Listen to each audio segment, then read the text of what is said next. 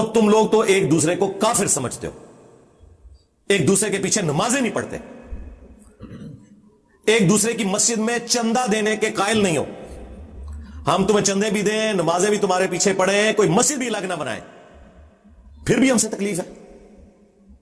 جس امت کی یہ حالت ہو کہ اس کی اکثریت کہ امام کعبہ کے پیچھے نماز نہیں ہوتی, یعنی بریلوی کہتے ہیں, وہاں اتحاد امت کہاں سے ہونا ہے مجھے بتائیں آپ, جب تک کہ ان کی بیماری دور نہ کی جائے.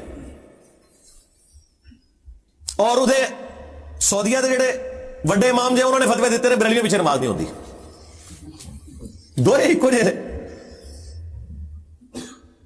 اور الحمدللہ میری نفرت میں اکٹھے ہیں. اور جب میں یہ بات کرتا ہوں کہتے ہیں جی وہ غلام احمد قادیانی بھی یہی کچھ کہتا سی. نہ سرکار, غلام احمد قادیانی دجال جب یہ کہتا تھا نا تو ساتھ وہ یہ کہتا تھا تم لوگ کافر ہو اور صرف میں مسلمان ہوں.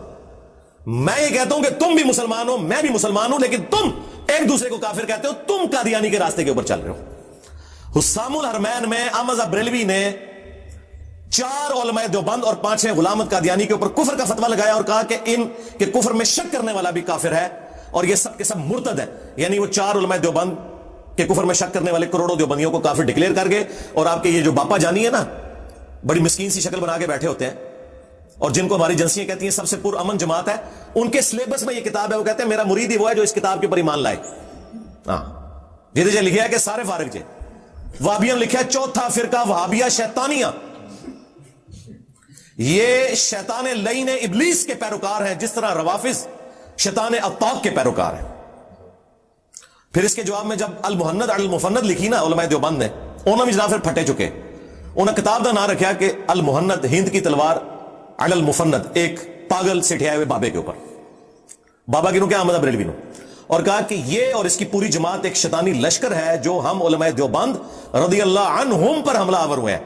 جس طرح کے شیاطین حملہ آور ہوتے تھے انبیاء کے اوپر, تو کو 14ویں صدی دے مولویاں نو انہوں نے نبیوں دی جگہ رکھا جائے اور رضی اللہ عنہم, اور مخالفین کو شیاطین. ظاہر ہے کہ انبیاء کے اوپر تو کافر شیاطین چڑھنے کی کوشش کرتے تھے نا, مسلمان شیاطین تو نہیں چڑھتے تھے, تکفیر کر دی. اور اسی المحند میں آگے جا کے لکھا ہے کہ محمد بن عبد الوہاب اور ان کی پوری جماعت جو ہے نا یہ ایک خوارج کی جماعت ہے. وہابیوں نے فارغ کرتا انہوں نے, اہل حدیث نے. کام ختم. پھر جو اعلیٰ حضرت نے ماشاءاللہ تعالی اپنے علمی موتی چاڑے نے نا احکام شریعت کے اندر, احکام شریعت میں اعلیٰ حضرت سے پوچھا گیا کہ یہ جو وہابی ہیں دیوبندی اور اہل حدیث اور شیعہ اور قادیانی سارے نے اکٹھا لکھا, ان کی قربانی جو یہ ذبیحہ کرتے ہیں وہ حلال ہے. تو اعلیٰ حضرت نے کہا کہ وہابی ہوں, دیوبندی, اہل حدیث, شیعہ اور قادیانی کافروں کو ساتھ ذکر کیا. کہا یہ 1,00,000 دفعہ بھی اللہ کا نام لیں ذبیحہ مردار رہے گا اور یہ سب کے سب مرتد ہیں, یعنی واجب القتل, نعوذ باللہ. البتہ یہود و نصارہ کا ذبیحہ حلال ہے.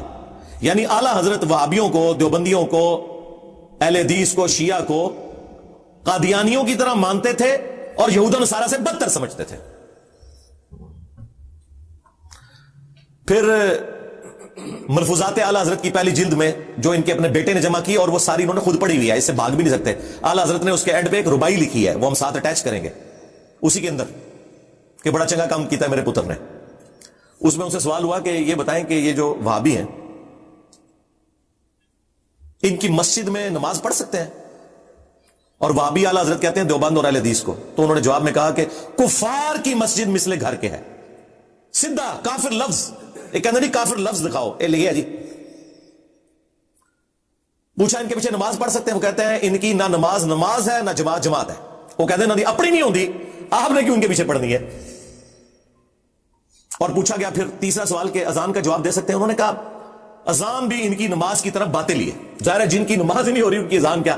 البتہ جب اللہ کا نام آ جائے تو آپ عز و جل اور نبی صلی اللہ علیہ وآلہ وسلم کے مبارک نام پہ صلی اللہ علیہ وآلہ وسلم کہہ لیں تو بس یہ کر لیں, باقی کچھ بھی نہیں. اندازہ کریں یہ ان لوگوں کا سٹیٹس ہے جو ایک دوسرے کو کافر ڈکلیئر کرتے ہیں اور چڑھ دوڑے ہیں میرے اوپر. میں پہلے کہ میرے اللہ آئیو, میں اللہ کے ہاتھ چ پڑا چڑھنی ہے نا تہاڈی عزت.